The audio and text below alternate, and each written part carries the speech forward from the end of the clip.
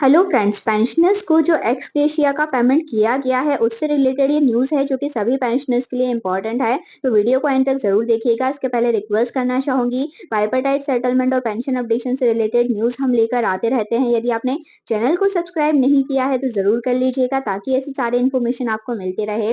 So friends, ये message है सभी बैंक मैन के लिए, सभी पेंशनर्स के लिए। We forward here with a letter return to honourable prime minister, Government of India, New Delhi. We attached with copy of letter dated 27th May 2024 written to FM in levy matter. It's for general information.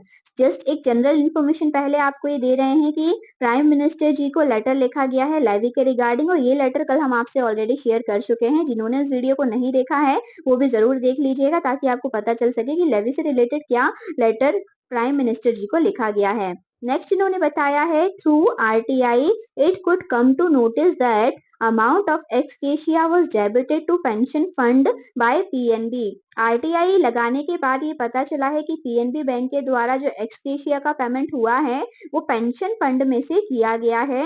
We launch our strong protest followed by PNB retirees association. Ex gratia is to be paid from revenue expenditure of bank. Ex gratia का जो payment है वो bank के revenue expenditure में से किया जाना चाहिए, because it is unrelated to pension component. क्योंकि ये पेंशन का डायरेक्टली पार्ट नहीं है, ये अलग से इंट्रोड्यूस किया गया है और इसका पेमेंट जो है वो रेवेन्यू एक्सपेंडिचर में से किया जाना चाहिए।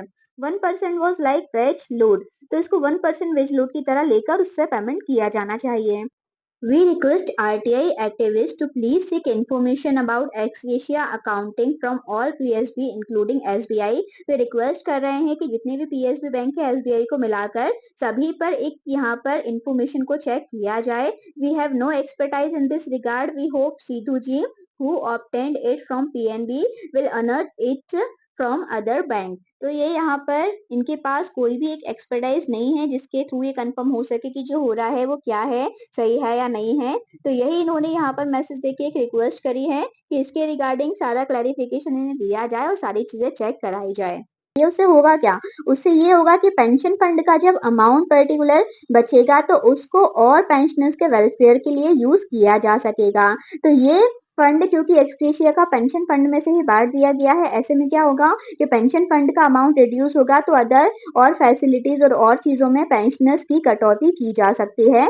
जबकि जो एक्स ग्रेशिया को इंट्रोड्यूस किया गया है वो एक अलग ही पार्ट है जिसको जस्ट उनके सेटिस्फेक्शन के लिए लाया गया है क्योंकि पेंशन अपडेशन का मुद्दा सॉल्व नहीं हो पा रहा है, इसलिए ये डिमांड यहाँ पर रखी गई है कि उसे चेक किया जाए।